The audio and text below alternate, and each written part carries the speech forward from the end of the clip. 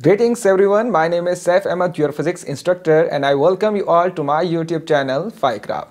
So students, in this lecture we are going to deal with the most important chapter, that is pressure. So let's start from the introduction.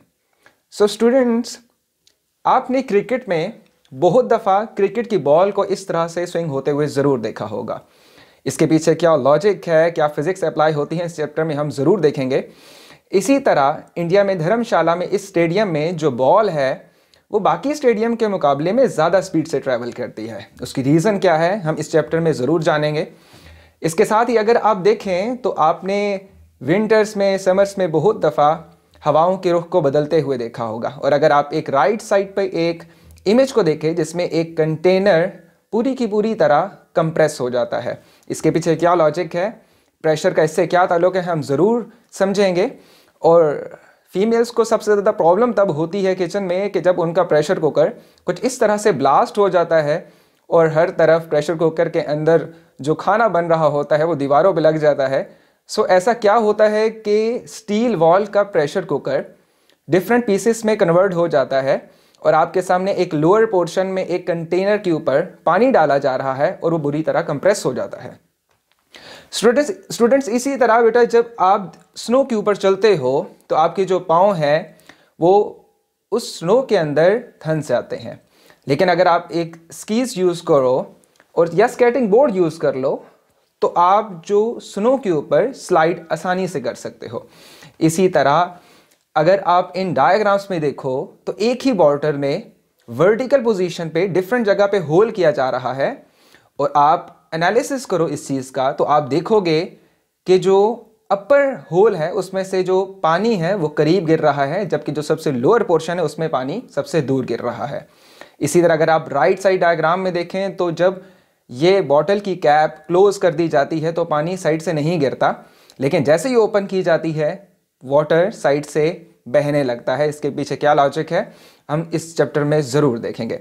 इसी तरह students अगर आप किस चीज़ पे गौर फिक्र करें तो आप देखोगे कि नाइफ का जो सीजर या ब्लेड का जो एजेस होते हैं वो बड़े शार्प बनाए जाते हैं। और इसी तरह अगर हम एक हैमर से एक नेल को दीवार पे उसमें हैमरिंग करें तो बड़ी आसानी से उस वॉल के अंदर चली जाती है, लेकिन अगर किसी भी हम थिक मटेरियल को प्रेस करें, हैमरिंग करें तो वो वॉल के अंदर नहीं जाता। इसी तरह अगर आपके पास कोई पेन पड़ा है, कोई पेंसिल पड़ी है तो इसको इस तरह से होल्ड करके दोनों साइड से प्रेस कीजिए, आपको फील होगा कि ये वाली जो पॉइंटर एज है यहाँ से आपको ज़्यादा पेन फील हो रही है। सो स्टूडेंट्स बातों को ख़त्म करते हैं और डायरेक्ट हम अपने लेक्चर की तरफ चलते हैं। और इस लेक्चर में हम स्टार्ट कर रहे हैं टॉपिक प्रेशर का।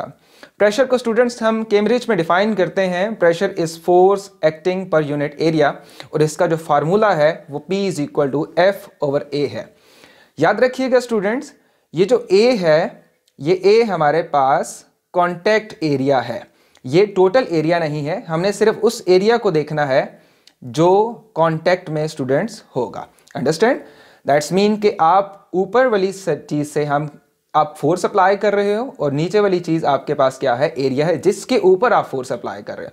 तो याद रखिएगा ये जो एरिया है स्टूडेंट्स ये कौन सा एरिया है, ये इन कॉन्टैक्ट एरिया है, इन कॉन्टैक्ट एरिया। इस चीज़ को आपने भूलना नहीं है स्टूडेंट्स, क्योंकि न्यूमेरिकल्स में आपके P4 में P2 में इससे रिलेटेड ज़रूर क्वेश्चन आते हैं। हम चलते हैं स्टूडेंट्स नेक्स्ट स्लाइड में और हम देखते हैं कि हमारे पास प्रेशर का जो फार्मूला है वो बेटा है फोर्स पर यूनिट एरिया।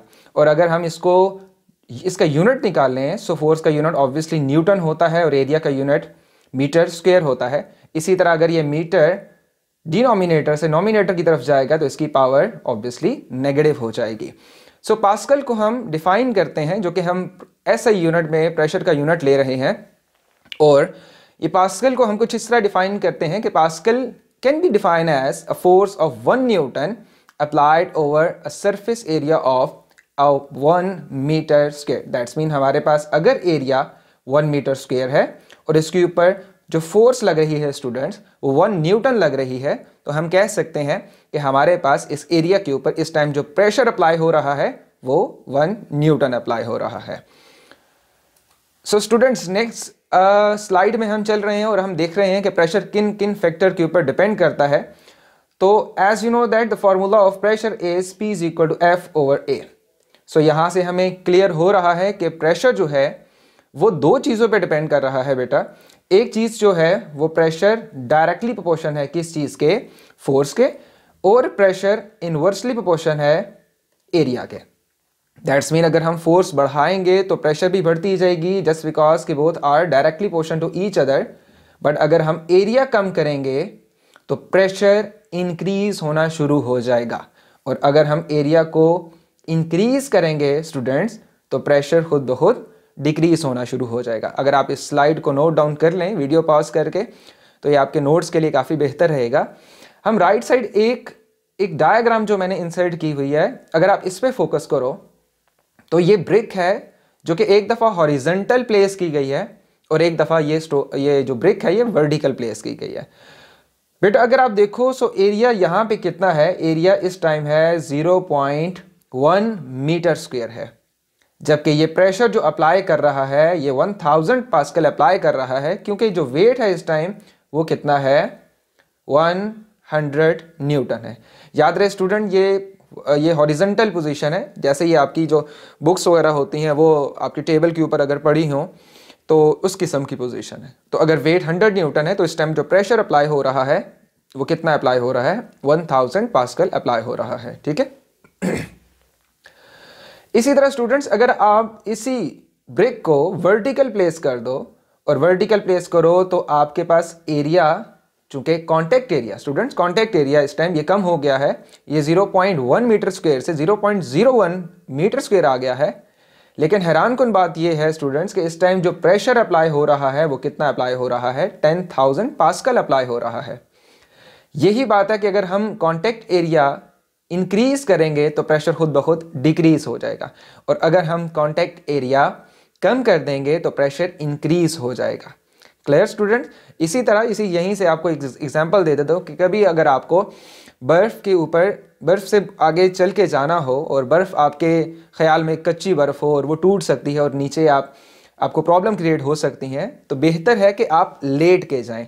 उससे क्या होगा कि आपकी जो बॉडी का सरफेस एरिया है वो ज़्यादा हो जाएगा और प्रेशर आपकी बॉडी जो डाउनवर्ड डायरेक्शन में कम अप्लाई करेगी। इसमें हम मज़ीद फोकस करते हैं, लेकिन हम कुछ एप्लीकेशन ऑफ प्रेशर जो कि डेली लाइफ में हम कॉमन ऑब्जर्वेशन हम ऑब्वियसली कर सकते हैं, हम उसकी तरफ चलते हैं। सो पहली एग्जांपल, इसको बेटा आप लोग खुद भी पढ़ लीजिएगा वीडियो पॉज करके, बड़ी आसान सी एग्जांपल्स हैं जिसमें आप देख रहे हो कि कुछ एक जगह नाइफ बनी है, एक जगह सीजर, एक जगह ब्लेड वगैरह है, और इसमें यही बताया गया कि हम जो एजेस हैं इन मटेरियल के, सीजर हो गई, ब्लेड हो गया, इनके हम बहुत ज़्यादा थिन रखते हैं। उसकी वजह से होता क्या है कि जब आप किसी भी चीज़ को कट करते हो तो वो प्रेशर ज़्यादा अप्लाई होता है और चीज़ आसानी से कट जाती है। इसी तरह स्टूडेंट्स कुछ फैक्टर्स होते हैं जो कि हाई हील्स और फ्लैट शूज़ में होती हैं। अगर फ्लैट शूज़ हो गए तो ऑब्वियसली उनका जो एरिया है, जो एरिया ऑफ क्रॉस सेक्शन कह लें या कॉन्टैक्ट एरिया कह लें अर्थ के साथ, वो क्या होगा, वो ज़्यादा होगा, तो प्रेशर कम अप्लाई होगा। इसीलिए जो वुमेंस की जो हील होती है उसमें जो प्रेशर होता है वो ज़्यादा अप्लाई होता है, जस्ट बिकॉज कि कॉन्टैक्ट एरिया कम हो जाता है हील की वजह से, और जिसकी वजह से वहाँ पे प्रेशर जो है स्टूडेंट्स वो ज़्यादा अप्लाई होता है। इसी तरह जो ट्रक्स वगैरह होते हैं इनके टायर्स को बढ़ा दिया जाता है। आप देख रहे होंगे 16 टायर्स लगे होते हैं, 8 टायर्स लगे होते हैं, जिसकी वजह से क्या होता है कि आप एरिया को क्या कर रहे हैं स्टूडेंट्स, ज़्यादा कर रहे हैं, ताकि वो रोड के ऊपर प्रेशर जो है वो कम अप्लाई करें। इसी तरह नेक्स्ट स्लाइड में हम देखते हैं कि फुटबॉल जो शौक से खेलते हैं उनकी जो किट्स होती हैं, जो शूज़ होते हैं, उनके नीचे स्टड्स लगे होते हैं।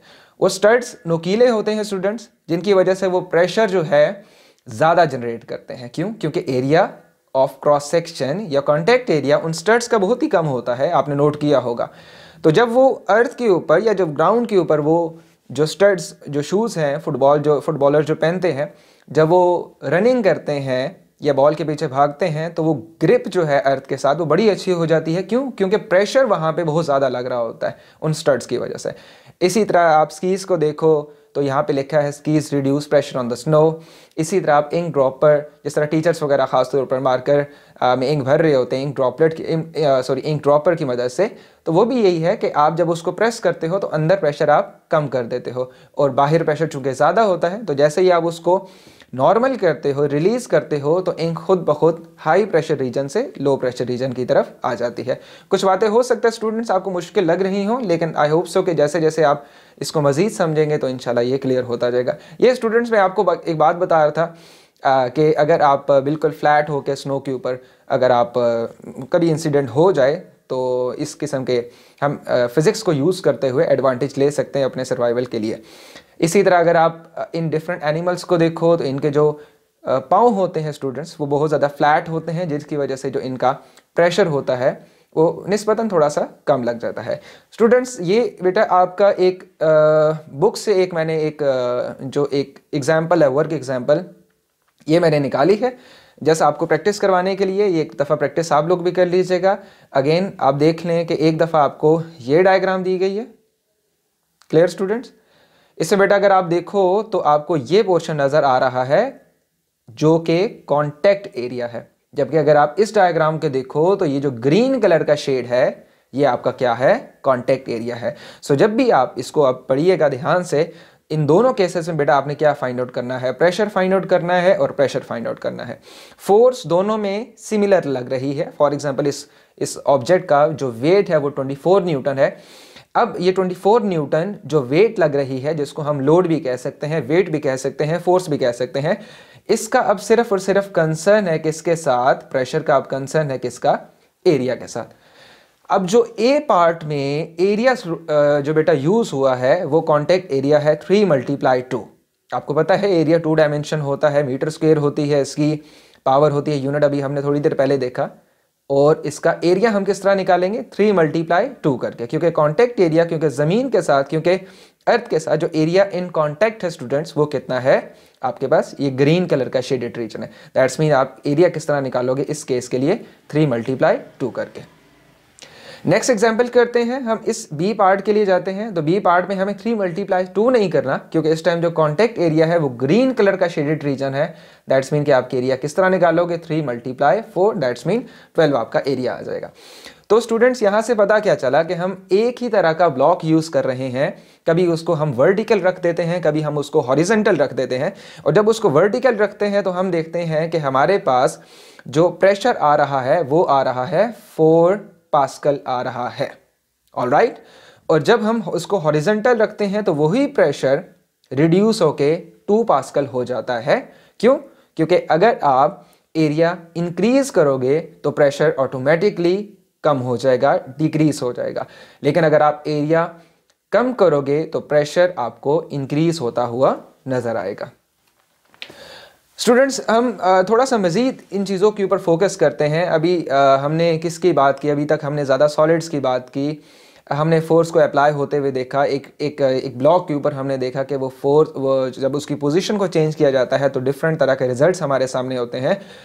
अब अगर आप एक घर में एक्सपेरिमेंट करो और उस एक्सपेरिमेंट में ये है कि आप एक बैलून लें और उस बैलून को आपने फिल करके टॉप से डाउनवर्ड डायरेक्शन में लेके आना है। तो स्टूडेंट्स जब आप लेके आओगे तो आप देखोगे कि इस बैलून का जो साइज़ है वो यहाँ पे कुछ और था, और जब आप बिल्कुल बॉटम में आए तो इसका जो साइज है वो श्रिंक हो गया है। इसके पीछे क्या रीज़न है अब हम फ्लूइड प्रेशर में ज़रूर जानेंगे। एक सिंपल सी एग्जांपल देता हूँ स्टूडेंट्स, ऐसे ही समझिए जैसे आपके पास अभी हम राइट साइड वाली जो इमेज है उसके ऊपर बात करते हैं।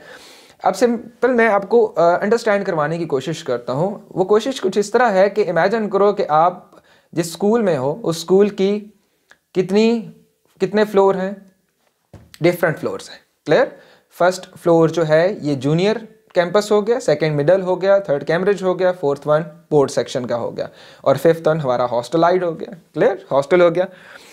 सो सिंपल सी बात होगी स्टूडेंट्स कि अगर मैं इस पोर्शन को देखूं तो इस पोर्शन ने ऊपर वाले पोर्शन का, ऊपर वाले फ्लोर का वेट उठाया हुआ है इन ब्रिक्स ने, एग्री। इसी तरह अगर मैं कैम्ब्रिज के डिपार्टमेंट को देखूं तो आप देखोगे कि उसने ना सिर्फ अपना वेट उठाया हुआ है, दैट्स मीन अपने से ऊपर एक और डिपार्टमेंट का, मैं सिंपल से एग्जांपल दे रहा हूँ, बोर्ड सेक्शन का, और उससे ऊपर अगर आप जाओ तो कोई और बिल्डिंग है, वहाँ पे कोई हॉस्टल वगैरह है, तो इस इस पोर्शन ने अपने से ऊपर दोनों के वेट को बर्दाश्त किया हुआ है। इसी तरह अगर सबसे आप बॉटम में आओ तो इस पूरी बेसमेंट ने सारा का सारा बिल्डिंग का जो वेट है वो बर्दाश्त किया हुआ है। Same is the case with right one. अब अगर आप यहां पे फोकस करो तो बेटा यहां देखोगे आप ध्यान से, अगर ये इमेज अब दोबारा से स्टार्ट होगा तो लिक्विड के ऊपर 4 लेयर्स हैं। फॉर एग्जांपल हम कहते हैं ये जो फर्स्ट वाली लेयर है इसने अपना वेट उठाया हुआ इन मॉलिक्यूल्स ने, सेकेंड वाले ने फर्स्ट वाले का वेट उठाया हुआ है, ये आप देख लें, ठीक है। और बड़े परेशान ये सेकंड वाले कि हमें ऊपर वाले का वेट उठाया हुआ है। जैसे ही हम थर्ड वन पे आते हैं स्टूडेंट, थर्ड वाले ने सेकंड का वेट भी उठाया हुआ है, फर्स्ट का वेट भी उठाया हुआ है। क्लियर? और इसी तरह अगर हम फोर्थ वाले पे जाते हैं तो फोर्थ वाले ने सबका वेट उठाया हुआ है। तो स्टूडेंट इससे हमें क्या पता चल रहा है कि हम लिक्विड में, अभी ये बात लिक्विड की हो रही है, फ्लूइड की बात भी हम करते हैं लेकिन अभी हम लिक्विड की बात करते हैं। लिक्विड ने क्या किया हुआ है, जैसे जैसे नीचे जाओगे वैसे वैसे प्रेशर इंक्रीज होता जाएगा। क्यों? क्योंकि ऊपर जो है यहाँ पे जो मॉलिक्यूल्स हैं इन्होंने सिर्फ अपना वेट उठाया हुआ है। क्लियर? जैसे जैसे आप नीचे जाते हो आपको प्रेशर इंक्रीज होता हुआ नजर आएगा, आपको वेट इंक्रीज होता हुआ नजर आएगा एयर के मॉलिक्यूल्स का, फ्लूइड के मॉलिक्यूल्स का, दैट्स मीन के लिक्विड के मॉलिक्यूल्स का भी ऐसा ही होगा।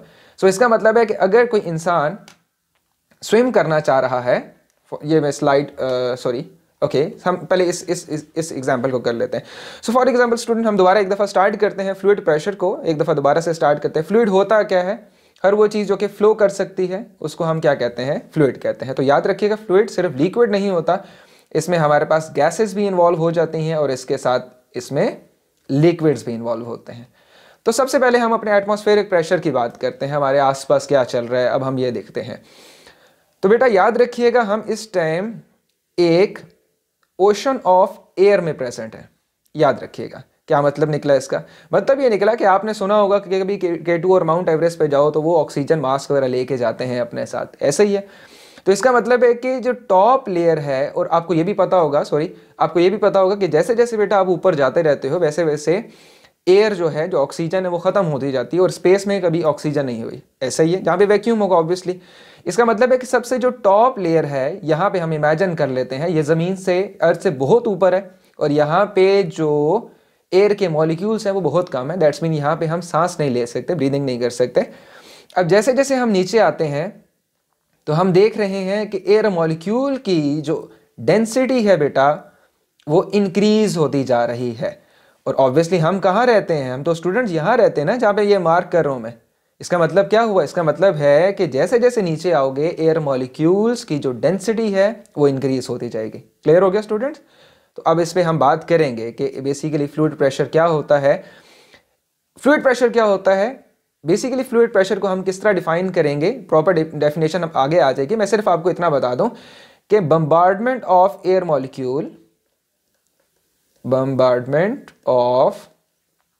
air molecules creates atmospheric pressure।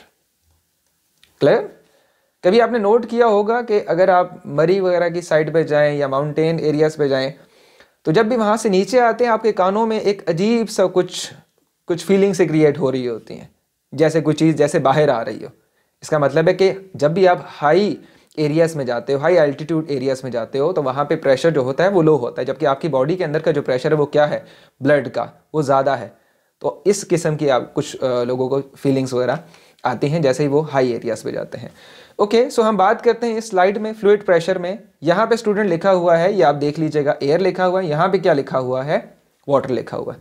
इसका मतलब है जब ये एयर में है, ये पर्सन जो स्विमिंग करना चाह रहा है, फॉर एग्जाम्पल इमेजिन कीजिए अभी वाटर नहीं है तो इसके ऊपर जो एयर है वो हर डायरेक्शन से क्या ऊपर लगा रही है? इसके ऊपर प्रेशर लगा रही है। क्यों? क्योंकि अभी हमने पिछली स्लाइड में देखा कि फ्लूइड प्रेशर किस वजह से कॉज करता है? फ्लूइड प्रेशर एयर मॉलिक्यूल्स के बम्बार्डमेंट की वजह से होता है। सो इसका मतलब है कि एयर मॉलिक्यूल्स हर टाइम क्या कर रहे हैं? हर डायरेक्शन में हमारी बॉडी को कंप्रेस करने की कोशिश कर रहे हैं और रिजल्टेंट जो प्रेशर होता है वो ऑटोमेटिकली क्या हो जाता है? ज़ीरो हो जाता है। इसी तरह अगर इसको हम इस टैंकर को या स्विमिंग पूल को वाटर से भर दें तो अब हम देखते हैं कि जो एयर प्रेशर था वो as compare to the air, अब वाटर के अंदर जो प्रेशर है वो इंक्रीज हो गया है। दोबारा देखिए स्टूडेंट, यहाँ पे एरो बड़े बड़े बने हैं। अगर कोई बात समझ नहीं आ रही तो एक दफ़ा हम दोबारा रिपीट कर लेते हैं कि एयर में जो मॉलिक्यूल्स हैं वो ऑब्वियसली बम्बार्ड कर रहे होते हैं, कोलिजन कर रहे होते हैं हमारी बॉडी के साथ, जिसकी वजह से क्या कर रहे होते हैं, वो एयर प्रेशर या एटमॉस्फेरिक प्रेशर जनरेट कर रहे होते हैं। क्लियर? और अगर हम इसी तरह पानी के अंदर अगर चले जाएं तो हम ऑब्जर्व करेंगे कि हमारे पास हमारी बॉडी के ऊपर जो प्रेशर लग रहा है वो एयर के मुकाबले में ज़्यादा लग रहा है। ठीक है स्टूडेंट? राइट साइड पे अगर आप देखो तो एक ब्लॉक को हमने एक सिंक किया हुआ है, किसके अंदर, एक वाटर के बीकर के अंदर सिंक किया हुआ है। तो ये एरोस दिखा रहे हैं कि फ्लूइड के जो पार्टिकल्स हैं वो हर डायरेक्शन में इसके ऊपर क्या लगा रहे हैं, प्रेशर एक्सर्ट कर रहे हैं। तो अभी तक हमने इस स्लाइड में क्या पढ़ा है, या अभी हमने जनरल इन्फॉर्मेशन जो स्टडी की है वो क्या की है, वो हमने ये किया है कि फ्लूइड प्रेशर को हमने समझने की कोशिश की है। हमने कहा है कि जैसे ही हम वैक्यूम से, स्पेस से डाउनवर्ड आते हैं और काफ़ी नीचे आते हुए हम ऑब्जर्व करते हैं कि एट द स्टार्ट वैक्यूम में जो एयर मॉलिक्यूल्स थे उनकी डेंसिटी ज़ीरो थी। जैसे जैसे हम नीचे आ रहे हैं एयर मॉलिक्यूल्स की डेंसिटी इंक्रीज होती गई, और बिल्कुल जब हम सी लेवल के ऊपर पहुंचे या अर्थ के ऊपर हम आए तो हमने देखा वहां पे मैक्सिमम एटमॉस्फेरिक प्रेशर है। एटमॉस्फेरिक प्रेशर जो कि एटमॉस्फेयर हमारे ऊपर लगा रहा है या डिफरेंट ऑब्जेक्ट्स के ऊपर प्रेशर लगा रहा है। उसी के साथ हमने एक स्विमिंग पूल बनाया और हम उसके अंदर चले गए, तो हमने देखा कि अब प्रेशर हमें और ज़्यादा फील हो रहा है। ठीक है? सो प्रेशर जो एयर में था उससे ज़्यादा अब किस में है, फ्लूइड में है। इसको मज़ीद और आसान करते हैं। अगर आप ये लाइंस पढ़ो तो आपको ये नोट डाउन कर लीजिएगा बेटा वीडियो पॉज करके। All the flowing substance both liquid and the gases are called fluids, like solids fluids also have weight and therefore exerts pressure. When filled in a container, the pressure of the fluid is exerted in all direction and at odd points of the fluid. So student यहाँ देख लें बेटा, जैसे ये swimmer है, ये अगर water surface के करीब स्विम कर रहा है तो इसके ऊपर जो प्रेशर लग रहा है वो थोड़ा सा कम लग रहा है। कम मेरी मुराद कि as compare to this swimmer, यहाँ भी जो प्रेशर है वो ज़्यादा है as compare to this swimmer. Clear?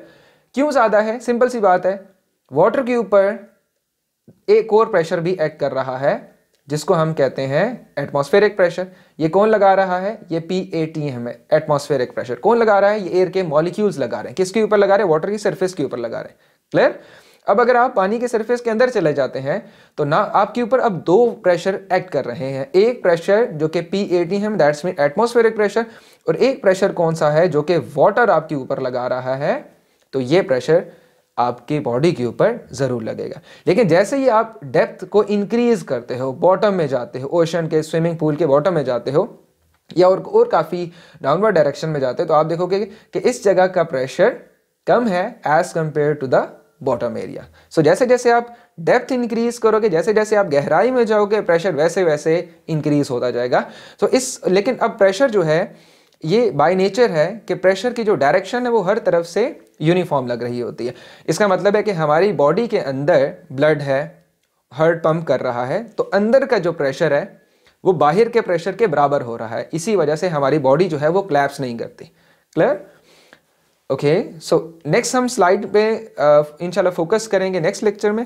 तो आई होप सो कि यहाँ तक बेटा आपको कोई समझ आया होगा। तो अगर कोई भी क्वेश्चन हुआ तो कमेंट में शेयर कीजिएगा, इंशाल्लाह आपको मैं वहाँ पे आंसर कर दूंगा। अब नेक्स्ट स्लाइड में इंशाल्लाह हम फ्लूइड प्रेशर पे मज़ीद फोकस करेंगे, कुछ क्वेश्चन आंसर भी करेंगे। तो आई होप सो कि आपको मज़ीद बेहतर समझ आ जाएगा। Thank you so much.